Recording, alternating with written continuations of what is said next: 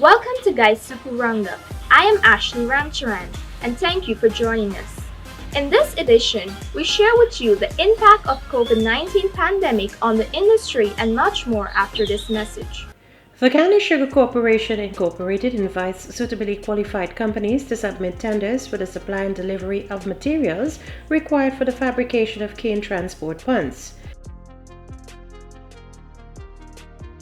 The materials required are divided into 6 lots, and bids are to be submitted for the respective lots. A bidder could tender for any or all of the lots. The materials required are: for lot number 1, mild steel plates in 0.25 and 0.50 inch thickness, plates to be supplied in sheets of 4 sizes. Lot number 2, mild steel flat bar in 10.0 millimeters thickness, 4.0 inch diameter mild steel pipe schedule 40, 1.0 inch diameter mild steel round bar. Lot number 3, 0.75 inch or 20 millimeter steel chain. Lot number 4, steel hooks with 1.0 inch eye. Lot number 5, marine coal tar. Lot number 6, mild steel 6013 arc welding electrodes, number 8 size. Full details on dimensions, specifications, and quantities could be obtained from the IFB document. Closing date for submission of bids, Tuesday, 15th of June 2021. A complete set of bidding documents can be downloaded from our website www.GuySuCo.com and eprGuySuCo.com. Alternatively, the bidding documents could be obtained in printed format from GuySuCo for a non-refundable cost of 2,000 Guyana dollars. Payment for same must be made at the cashier, GuySuCo Head Office, LBI Estate, Lebon Intention, East Coast, Demerara, and documents are to be collected from the Secretary, Procurement and Contract Management Department at the same location upon presentation of the receipt. Bids must be deposited into the tender box at the National Procurement and Tender Administration Board, Ministry of Finance, Main and Urquhart Streets, Georgetown, Guyana, on or before Tuesday, the 15th of June 2021 at 9 hours, at which time they will be opened in the presence of the bidders or bidders' representatives who wish to attend while observing COVID-19 guidelines. Late bids will be rejected. For more information, please contact the Material Manager, Procurement and Contract Management Department, GuySuCo Corporation Incorporated, LBI Estate, Lebon Intention, East Coast, Demerara, Guyana, on telephone number 220-2891 or 2894, or email mmd@GuySuCo.com. All domestic and international bids are accepted by the GuySuCo Corporation Incorporated. GuySuCo reserves the right to reject any or all bids at any time during the procurement process. The most valuable asset of our industry is its people and the years of commitment and dedication. During the harvesting time, efficient factory operation is very important, including the management of the boilers, which helps to produce steam to power the factory. Let's meet Mr. Bash, who helps in managing the boilers at IFOT Estate.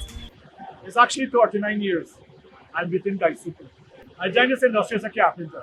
So grade 3, move up to grade 2, grade 1, and become a charger. But I become a general duty charger. But I start my career at Lenore Estate. From Lenore Estate, I moved to IFOT. Things I was a safety officer, I was a safety rep, I was a representative of this factory too at one time. So all that I passed through. And right now, I'm in charge. They moved me back from general duty, where I look after the wood for the buyers and so I put them back in the workshop that they have the factory. And really, more my time is in the boilers, factory repairs and all those things. Well, the boilers, without the boilers, you can't grind. The boilers like a heart. It's your life.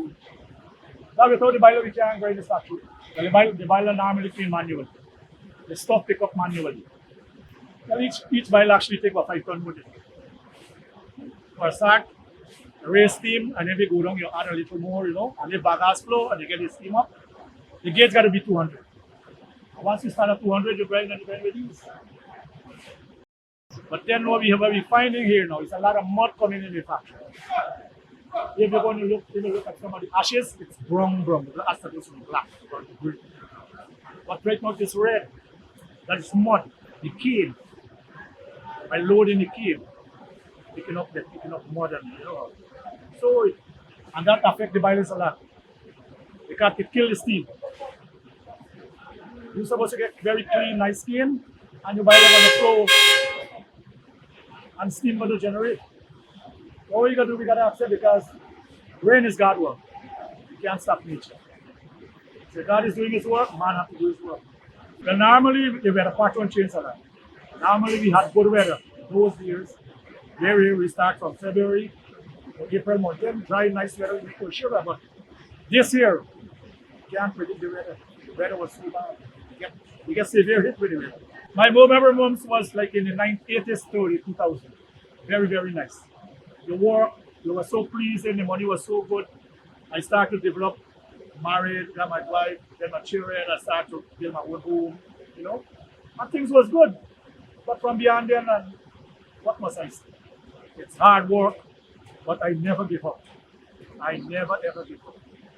Up to this day, I'm going 59 this year, and I'm still hard working. Still at iFlip Estate, thank you to our private cane farmers and workers who continue to work together to ensure we continue the supply of molasses to produce Guyana's finest Eldorado rum. Last week, we visited our team in the field who were hard at work clearing 275 hectares of land to be handed over to the Ministry of Housing to continue the government of Guyana's housing drive in Region 3. GuySuCo is doing its utmost to work within the available rain and sunshines to pull as much cane off the land. Now this is a battle with nature here because this land has been allocated for housing. So what GuySuCo is doing is harvesting all of this cane off the land so that we can clear the way for housing to occupy this land in July. So we had to get this cane off because we've already invested in fertilizer, all kinds of material that went into it to make it economically valuable. So we're working within the limited sunshine that we have to get it all off. Congratulations to our hard-working team at Blairmont Estate, who, despite the many challenges, has managed to bring first crop of 2021 to an end. Blairmont Estate suffered tremendously during forest crop 2021 to begin with regards to weather. Weather was our largest enemy this forest crop. We had, as a matter of fact, we had to curtail the crop. Curtail the crop in the sense that we could not harvest all the canes. We could not make all the sugar that we have in the field, or we couldn't bring all the sugar that we have in the field to the factory. We actually, we are currently in our boiling off process, having completed grinding on the 8th of May. We're currently boiling off and we should be completed by tonight, today being the 12th of May. And we're expecting to produce about 8,600 tons of sugar, which is just about 70%, 71% of our target, 12,404 tons of sugar. But as I was saying, our biggest constraint has been the weather. We have not been able to harvest the amount of canes that we have. We actually only harvested 75% of the cane, 108,000 tons of cane against a budget of 150,000 tons of cane to harvest, which represented, we have a balanced reap, or we reaped 1,116 hectares of 2,118 hectares, just about 72% of the hectares we actually harvested, which means we are actually taking over 20% of our crop, which is about 530 hectares thereabout will have to be carried over into second crop 2021 to be harvested. All of that loss in that sense, provided we have dry weather, we should be able to recover some of that sugar. Some will be lost because of the age of the cane, but we're hoping that we can recover most of it because it is in the ground. It's just for us to get it into the factory. But I was saying the weather has been against us. We have had issues with cane transport. The dams going off, getting very bad, pretty bad. We've not really had a real dry spell, maybe for the first 3 weeks of the crop, and then after that we were dealing with rain. I think it was from the 25th of February. After then we didn't really have any break with weather.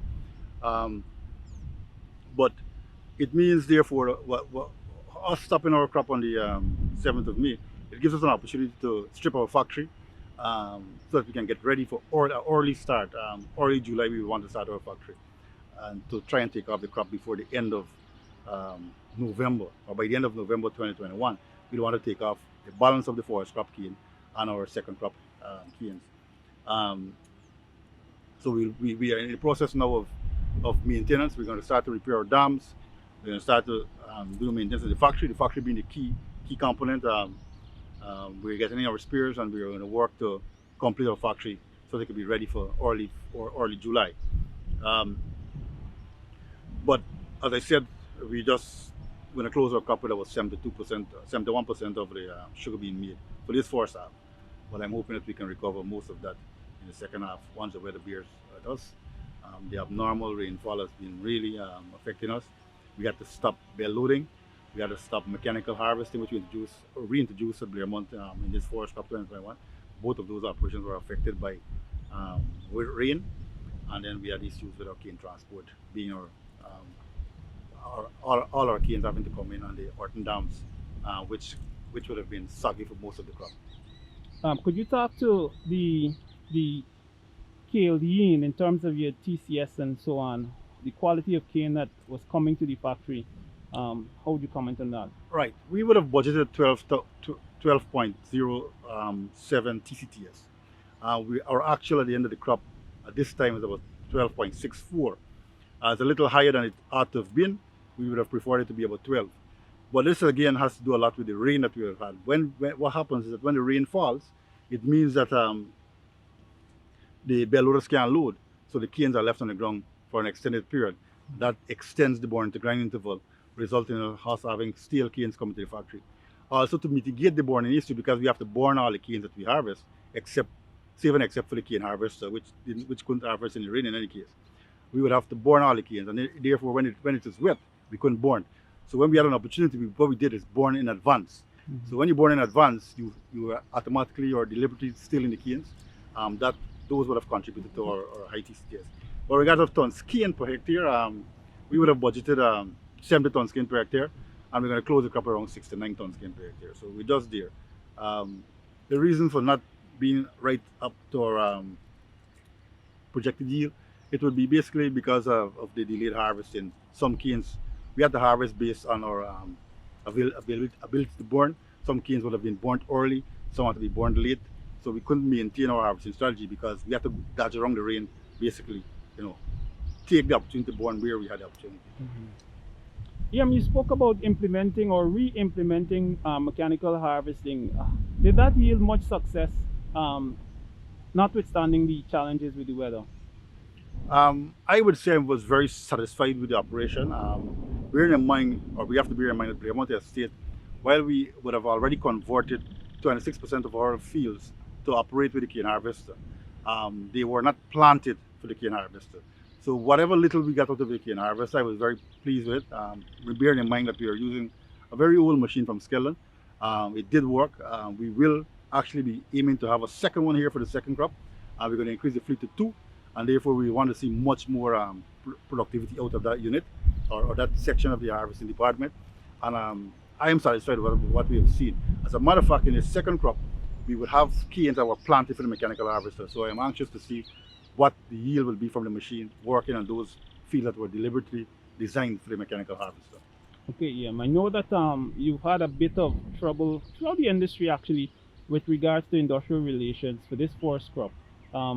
Any thoughts coming out of it, and what are your expectations for the next crop as it relates to labor force?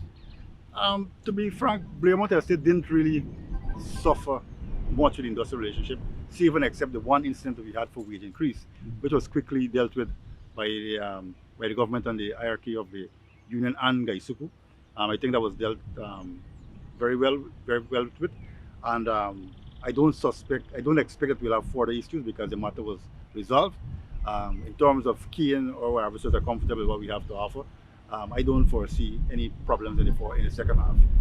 Since that the workers did receive the increase that they had the one major strike for. Were you satisfied with the turnout over the crop? The attendance has been poor, but it has a lot to do. It correlates with the rainfall that we've been having. When it rains a lot, the harvesters don't really want to to come out in the rain. I mean, I can understand why, but it's difficult to work in the rain. Huh? But if you look at the weeks when we achieve our double PIs, we had a 73-75% attendance. So once it's dry, the workers they're there, they will work. Thank you. Management has noted with deep concern the increasing number of workers tested positive for COVID 19. Let's find out more on how we can help reduce the spread of the COVID 19 virus. So there is a clearly outlined step in and stepwise process in how we deal with this. The first thing is that we cannot know what's going on with you until you make a report.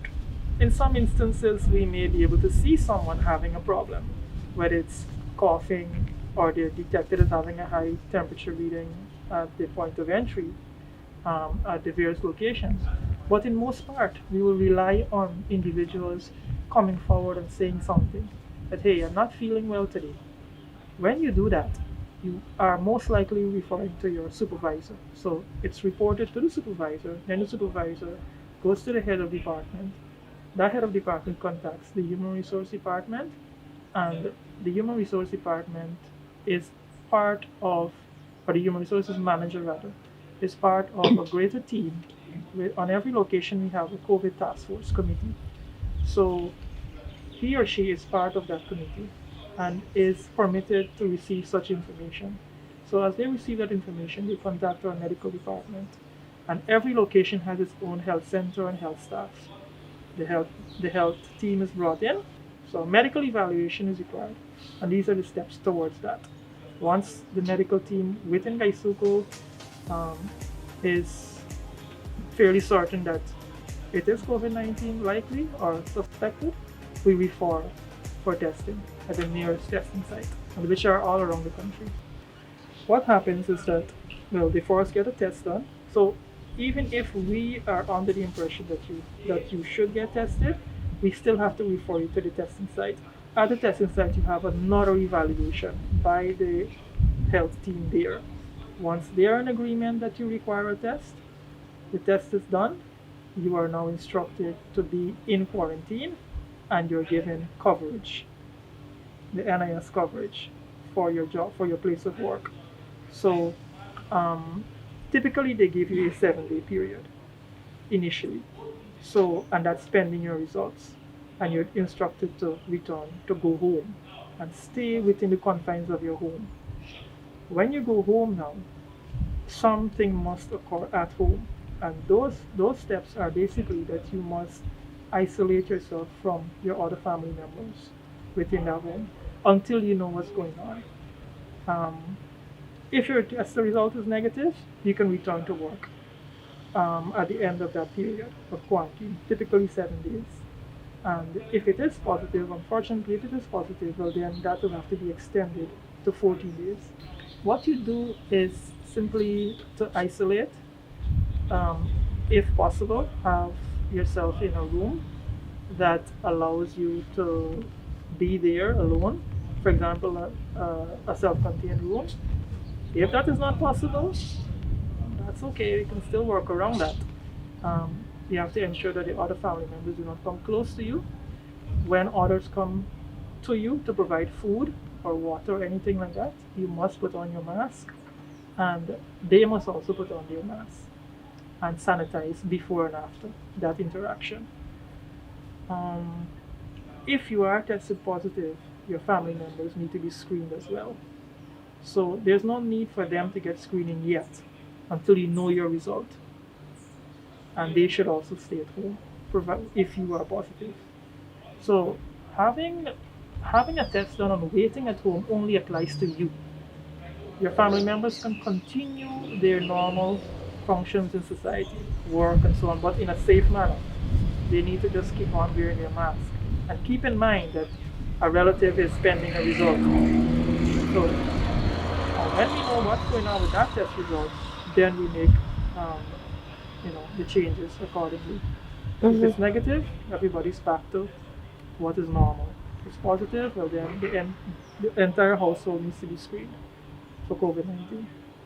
And a healthy diet is very important, a well-balanced diet as well. So on one hand, where persons are saying that yes, I'm affected by COVID-19, and that is real. Persons' income have been affected in a significant way sometimes. There are ways around that. The kitchen garden is a classic example, and you can feed your entire family with that. Fruit trees now. We have to be our brother's keepers, right? We will not have every possible fruit tree in our yard. Neighbors can give, support each other. Whatever is in season, eat it. Make a juice of it. Make a salad with it, a fruit salad. And this will help to boost your immunity as well. Because by now, many persons will be very aware of what is their immunity, what is their immune system rather, and what it means for them in terms of COVID-19. These kinds of foods help to bring that up. So in the unfortunate event that you contract COVID-19, you will stand a better chance of fighting it off. What is proven scientifically to alter the course of this is vaccination. Vaccination and following those basic guidelines of protecting the infection prevention control measures of washing your hands, sanitizing, keeping your distance from others, wearing a mask. Those are proven methods. Within our corporation, we have a few thousand persons, 7,000 more if I'm be corrected on that, but we have exceeded 50% of that coverage, which is very good. I mean, comparing nationally, we are with the curve, so to speak, but we would want it to be as high as possible. Generally, when we speak about vaccination, we're talking about something called herd immunity. And within GuySuCo, we will have our own herd, so to speak. So it will be great if we can reach 80-85% of coverage, at least. That's where we are, that's where we need to be. Over the past few weeks, we had experienced abundant rainfall, which had adverse effects not only on the harvesting operations, but the dams eroded due to the rainfall. This is the main factory intake for canes. The main cane transport into the factory. All the canes have to end up on this canal into the factory. What we're looking at here is the erosion or the breaking away of this dam. Now the reason for this basically that you will see here, why the dam is like this in this jagged condition is because it has been breaking over the years. Ideally, what this requires is a revetment, a timber revetment normally we put here so they can hold this down. But over the years we have not been doing that. We have not had the capital investment to put in this revetment to prevent this dam from breaking. This year we will be putting in approximately 2,000 meters of revetment across the estate. It's not all here, but across the estate in total we'll have 2,000 meters. And next year we're looking at 6,000 meters, which will, most of it will be this middle one. But the critical thing here with this jagged edge that you're seeing is that it delays cane transport.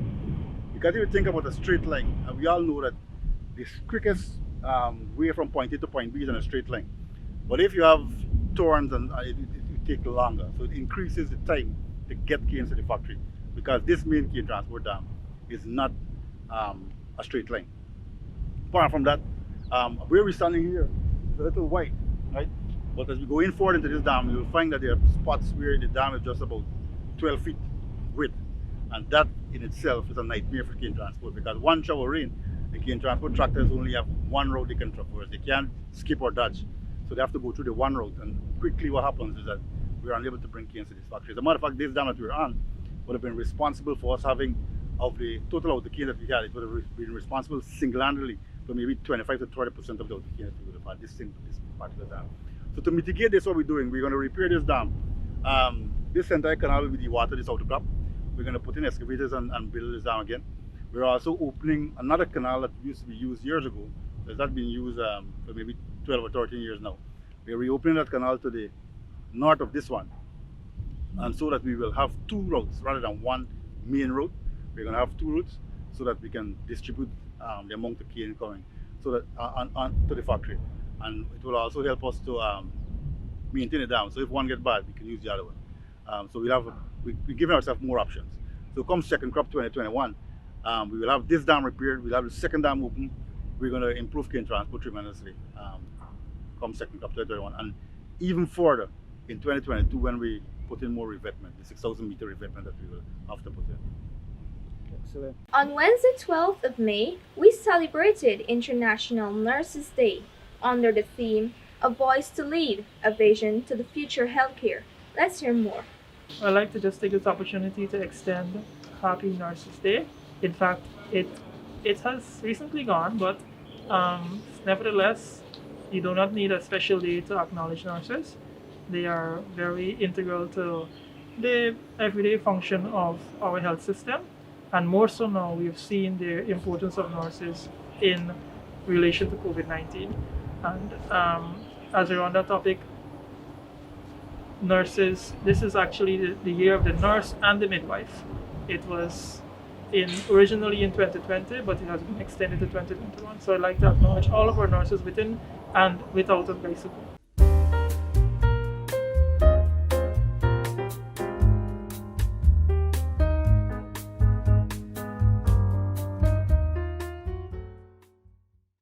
Thank you for watching this edition of GuySuCo Roundup. I'll see you guys next week.